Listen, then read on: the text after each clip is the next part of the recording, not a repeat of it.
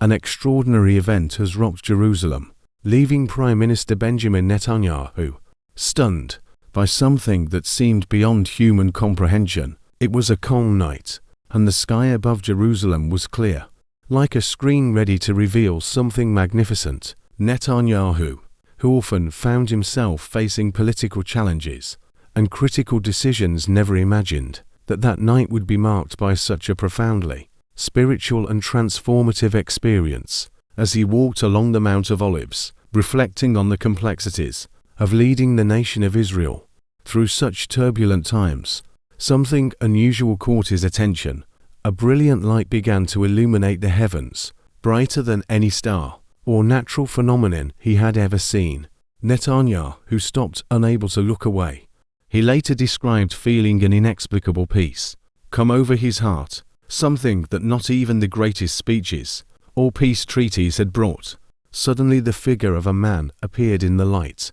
His presence was so powerful and yet so welcoming that words seemed inadequate to describe it. It was Jesus. Around him thousands of angels, dressed in white robes and sparkling lights, filled the sky with a melody that seemed to echo God's own love. Netanyahu, a man deeply familiar with the history and sacred texts of his nation, immediately remembered the words of Zechariah, and his feet will stand in that day on the Mount of Olives, which faces Jerusalem on the east. Zechariah 1:4.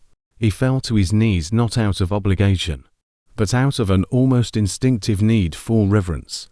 The leader of a nation, accustomed to command and making complex decisions, felt dwarfed by the magnitude of the glory he was witnessing. In the mixture of awe and wonder, Netanyahu began to pray, asking for discernment and understanding of what he was witnessing. Jesus raised his hand, and the heavenly host fell silent. His gaze seemed to pierce time and space, and his voice sounded like many waters, echoing across the Mount of Olives and into the hearts of those who heard it. I am the Alpha and the Omega, the beginning and the end. I come to remind my people of the promises I made, for the time is near. Netanyahu felt a chill run down his spine, for those words carried a weight he had never felt before. The political leader knew that this was not just a message for him, but for all humanity. The angels began to proclaim praises to God, and the sky above Jerusalem grew even brighter. People from all over the city began to emerge from their homes, drawn by the heavenly spectacle. Many began to cry out in excitement. Others fell to their knees in tears, while others raised their hands to the heavens, as if they could touch this sacred moment. Netanyahu, still kneeling, felt compelled to stand up and bear witness. Lord, he whispered, what must I do? How can I guide your people through such a great revelation? Jesus then looked at him and said, seek the Lord while he may be found. Call upon him while he is near. Isaiah 5:5-6. The message was clear, but it also carried an urgency that Netanyahu immediately understood.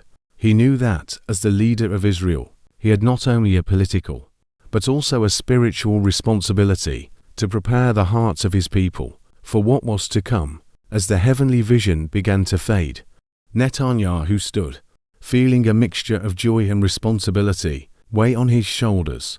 This moment would change not only his life, but the history of Israel. He returned to the Knesset, summoned his advisors, and began sharing his experience with those who would listen. While some were skeptical, many felt the gravity of his words and the urgency to seek alignment with God's promises. The news spread quickly, crossing the borders of Israel and reaching the ends of the earth. The entire world began to debate the meaning of what had happened. Was this the fulfillment of ancient biblical prophecies? Was it the beginning of the return of the Messiah, as described in Matthew 24:30? Then the sign of the Son of Man will appear in heaven, and then all the tribes of the earth will mourn, and they will see the Son of Man coming on the clouds of heaven with power and great glory. Benjamin Netanyahu, a man who had often been criticized or praised for his political decisions, was now a living witness to an event that transcended politics, religion, and cultural barriers. He knew that his responsibility went far beyond what he had ever imagined. He was no longer just a political leader. He was a man who had been chosen to bear witness and, in some way, pave the way for what was to come. As Jerusalem continued to buzz with discussion about the miraculous event, Netanyahu realized that his faith and his leadership were now deeply intertwined. He began to visit the Western Wall more often, seeking wisdom and divine guidance. In his speeches, he began to quote more passages from Scripture, reminding the people of Israel of their identity as God's chosen nation and the need to return to their spiritual roots. And so the miraculous event of that night became etched in the history of Jerusalem, not just as a moment of wonder, but as a profound call to all humanity, a reminder that God keeps his promises and that, as Jesus had told Netanyahu, the time was drawing near. As he gazed at the ancient city of Jerusalem, its golden domes and stone walls, bathed in the soft glow of twilight, an inexplicable feeling stirred within him, a quiet, persistent whisper that something monumental was about to unfold. The sky above the city began to change. What had once been a tranquil canopy of stars transformed into a breathtaking display of radiant light. Netanyahu, a man accustomed to bearing the brunt of geopolitical conflict and the expectations of a nation, felt his heart race. His eyes widened as he witnessed a sight that defied explanation. From the heavens descended a figure, majestic and resplendent, surrounded by an army of shining beings.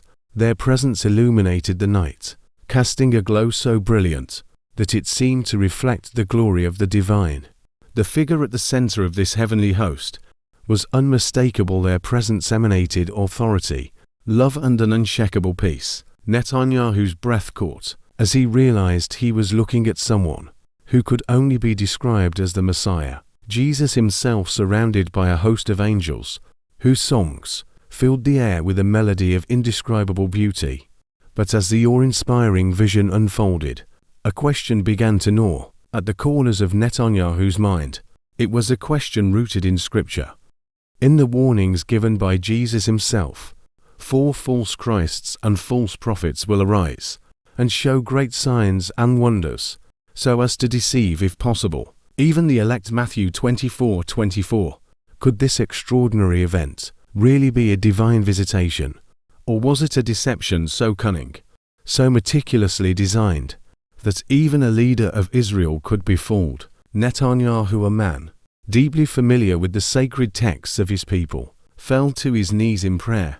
Lord, he whispered, his voice shaking, grant me wisdom to discern what my eyes are seeing. Is this your promise fulfilled, or a trial to test the faith of your people? The radiant figure raised his hand, and the angelic choir fell silent. His voice, both gentle and commanding, resounded through the air. Be not afraid, for I am the Alpha and the Omega, the beginning and the end. My return has been foretold, and the time draws near. Netanyahu felt a wave of peace wash over him. Yet the warning in Matthew 24 lingered in his heart. Could this truly be the return of the Messiah? Or was it a test of faith, a harbinger of the great tribulation? The vision did not fade, but grew even more profound. The angels began to proclaim the glory of God, and their voices carried throughout Jerusalem, reaching the ears of its people. Crowds began to gather, their faces etched with wonder and disbelief. Some fell to the ground in worship, while others stood frozen, their hearts torn between awe and skepticism. Netanyahu, standing amidst his people, felt the weight of his responsibility as their leader. He was not merely a witness to this event, but a shepherd to guide them through its implications. As the heavens blazed with divine splendor, Netanyahu recalled another warning from the Scriptures. But the day of the Lord will come like a thief. The heavens will disappear with a roar. The elements will be destroyed by fire, and the earth, and everything done in it will be laid bare. 2 Peter 3:10. Was this the day of the Lord? Or was it the beginning of the trials that would precede it? The vision lingered long enough to etch itself into the hearts and minds of all who beheld it. Then, as swiftly as it had appeared, it began to fade, leaving the night sky serene once more. The crowd stood in stunned silence, their faces illuminated not by the light of angels, but by the glow of torches and lamps. Netanyahu turned to his advisers and the gathered assembly. His voice steady, but laced with emotion. "Broke the quiet, my people." He began, "What we have witnessed tonight is beyond human comprehension. But let us remember the words of the Lord, and seek His wisdom for the times ahead. May test us in ways we have never known." In the days that followed, the event became the center of global discussion. Was this a sign of the Messiah's return, as many believers hoped, or was it, as others feared, a grand deception, designed to prepare the world for the Antichrist's reign? Netanyahu found himself at the crossroads of faith and leadership. As he addressed the Knesset and the nation, he urged caution and prayer. We must turn to the Scriptures for guidance. He declared, "We must seek the Lord with all our hearts, for it is written, 'Call to me, and I will answer you and tell you great and unsearchable things you do not know." Jeremiah 3:3. The event left a permanent mark on Netanyahu's soul. He began to spend more time in prayer, seeking divine wisdom for the days to come. Jerusalem, too, was transformed. Pilgrims from around the world flocked to the city, yearning to walk its streets and pray. In the shadow of the event, the air was thick with anticipation and uncertainty, as people searched for meaning in what they had seen. For Netanyahu, the event served as a reminder of the fragile line between faith and deception, between hope and fear. He knew the Scriptures well, and held firmly to the promises of God. Yet he also understood the peril of false signs, the warnings of the Great Tribulation, and the rise of the Antichrist. As he stood once more overlooking the city, he prayed for his people, and for the wisdom to lead them through what lay ahead. Jerusalem, the eternal city, stood at the precipice of something monumental, and Netanyahu, its steadfast leader, bore witness to it all, carrying the weight of its significance in his heart. Benjamin Netanyahu, the seasoned leader of Jerusalem, had often turned to the Scriptures for strength and guidance during turbulent times.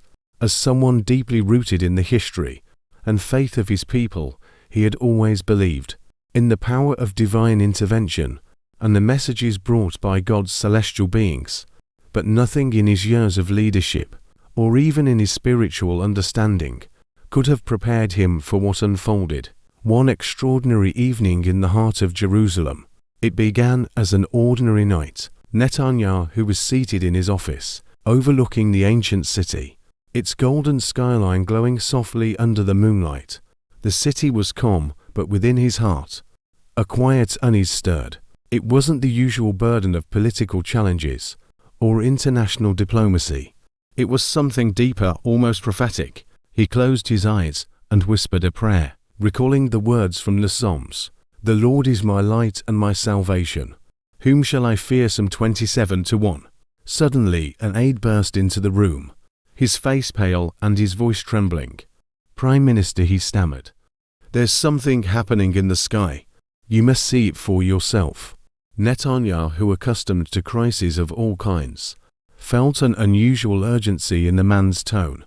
He quickly followed him to the balcony, where a small group of his closest advisers had already gathered, their faces reflecting awe and disbelief. Above the city, the night sky had transformed into a spectacle unlike anything they had ever seen. A radiant light more brilliant than the sun, yet gentle to the eyes, illuminated the heavens. At its center stood a figure whose presence emanated an undeniable authority and holiness. Surrounding him was an angel, majestic and awe-inspiring, his wings shimmering with an ethereal glow. Together, they seemed to fill the air with a profound stillness, a silence so deep it felt sacred. Netanyahu felt his knees weaken as he beheld the vision. His heart raced, torn between awe and the weight of the Scriptures that warned of such signs. Could this truly be a divine visitation? Or was it a moment foretold in prophecy, one that might precede even greater trials? The words of Jesus echoed in his mind. 4 false messiahs and false prophets will appear and perform great signs and wonders, to deceive if possible, even the elect. Matthew 24:24. The angel raised his hand, and the light seemed to pulse with life. Netanyahu could hear a voice not with his ears, but within his very soul. It was a voice filled with both love and authority, proclaiming the words of the Lord. Behold, I come soon. The voice declared, bringing with me the fulfillment of what has been written. Netanyahu's breath caught as he realized the magnitude of what he was witnessing. Could this be the long-awaited return of the Messiah? Or was it a test of faith? A moment designed to challenge the hearts of humanity. As the vision continued, Netanyahu recalled the stories of angels throughout the scriptures, divine messengers who appeared during pivotal moments in history, from the angel who visited Abraham to announce the birth of Isaac, to the angel who comforted Jesus in the Garden of Gethsemane. Their presence always carried profound significance. And now here in Jerusalem, a city that has stood as the heartbeat of faith, for millennia another angel had appeared, seemingly heralding a message of immense importance. The crowd in the city below had begun to gather, their eyes fixed on the heavens. Some wept openly, falling to their knees in prayer. Others stood frozen, their faces etched with a mix of wonder and fear. Netanyahu felt the weight of responsibility as the leader of these people, knowing that his reaction would shape their understanding of this event. He turned to his advisors, his voice steady yet filled with reverence. This is a moment unlike any other, he said, but we must approach it with caution and wisdom. Let us not forget the warnings of the scriptures. He thought of the words from the book of Revelation. And I saw another angel flying in mid-air, and he had the eternal gospel to proclaim to those who live on the earth, to every nation, tribe, language, and people. Revelation 1:4-6. Could this be the fulfillment of that vision, or was it a precursor to the trials that Revelation also foretells? As the celestial light began to fade, the angel turned toward the figure at the center, who raised his hand in blessing. Then, with a final burst of brilliance, they vanished, leaving the night sky serene once more. The crowd remained silent, as if unwilling to break the sacredness of the moment. Netanyahu stood still, his eyes lingering on the heavens, where the vision had been. He felt the weight of the event settle deep within his soul, a mixture of awe, gratitude, and a profound sense of responsibility. In the days that followed, the event became the focus of global attention. Reports and footage spread across the world, sparking debates and discussions. Was this a miraculous sign of the Messiah's return, or a deceptive wonder meant to lead astray? Netanyahu, whoever the statesman, addressed his people and the world with wisdom. Rooted in faith, what we have witnessed, he said in a televised address, is a reminder of the greatness of God and the importance of remaining steadfast in our faith. We must turn to the scriptures for guidance and seek the Lord's wisdom in discerning the times we live in. He encouraged his people to pray and reflect, citing the words of the prophet Jeremiah, "You will seek me and find me when you seek me with all your heart." Jeremiah 29-13. He also reminded them of the importance of unity and vigilance, urging them not to be swayed by fear or speculation, but to remain grounded in their faith. For Netanyahu, the experience was transformative. It deepened his reliance on God and his commitment to leading his people with humility and wisdom. He spent more time in prayer and scripture, seeking answers to the questions that lingered in his heart. Was this truly a sign of the end times? Or was it a moment of divine mercy? A call for humanity to turn back to God before it was too late. Jerusalem, the eternal city, had witnessed countless miracles and trials throughout its history, but this event stood apart, a moment that would be remembered for generations.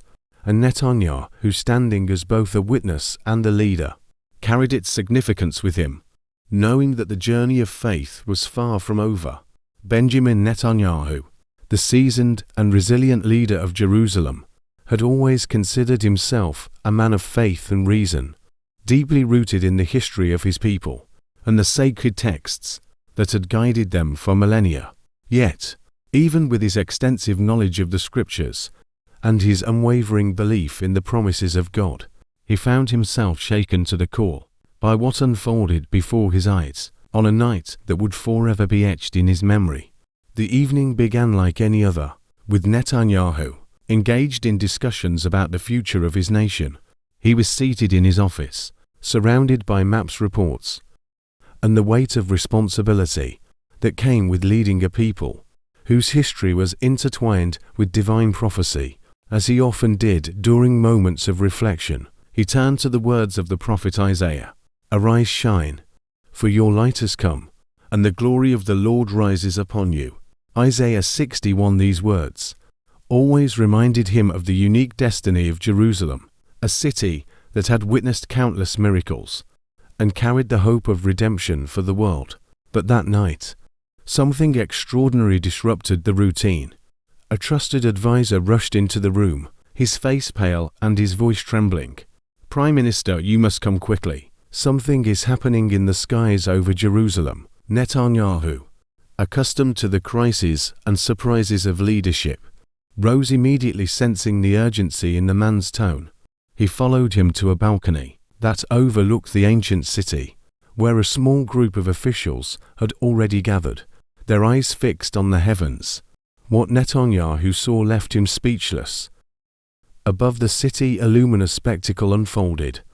A radiant light brighter than anything he had ever seen illuminated the night sky.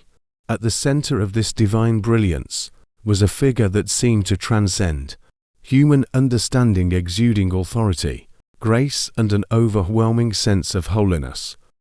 Beside him an angel stood, majestic and powerful, his wings shimmering with an otherworldly glow. Together, they filled the heavens with a presence so profound that it felt as if time itself had stopped. Netanyahu's heart raced as he gazed upon the scene. The scriptures he had studied his entire life flooded his mind. Could this be the fulfillment of ancient prophecies? Was he witnessing the heralding of the Messiah's return, as foretold in passages like Matthew 24:30? "Then will appear the sign of the Son of Man in heaven, and then all the peoples of the earth will mourn when they see the Son of Man coming on the clouds of heaven with power and great glory." Or was this a warning, a moment designed to test the faith and discernment of humanity?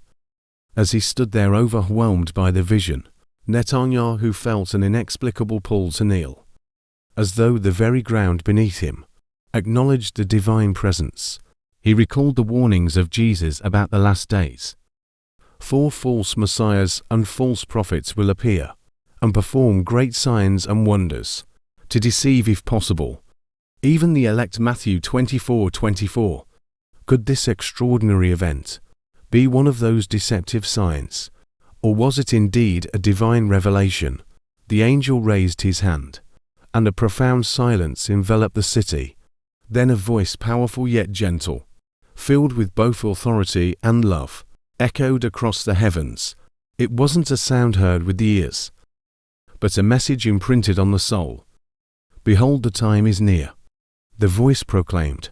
"Prepare your hearts and seek the truth, for the day of the Lord draws close." Netanyahu felt the weight of the message press upon him. He turned to his advisors, their faces reflecting a mixture of awe and fear, and spoke with a steadiness that surprised even himself.